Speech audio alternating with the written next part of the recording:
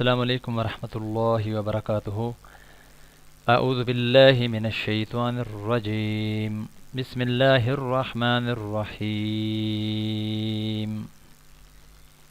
رسول اللہ صلی اللہ علیہ وآلہ وسلم نے ارشاد فرمایا، جس شخص نے 3 یتیموں کی پرورش کی تو وہ ایسا ہی ہے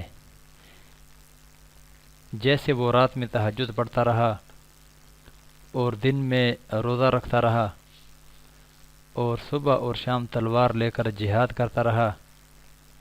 میں اور وہ شخص جنت میں اس طرح بھائی بھائی ہو کر رہیں گے جیسے یہ 2 انگلیاں ہیں۔ ابن ماجہ شریف حدیث نمبر 3680۔ محترم سامعین، اللہ رب العزت ہم سب کو اس حدیث کے اوپر عمل کرنے کی توفیق عطا فرمائے تاکہ اللہ رب العزت یہ سارے انعامات ہمارے نصیب کے اندر لکھ دے۔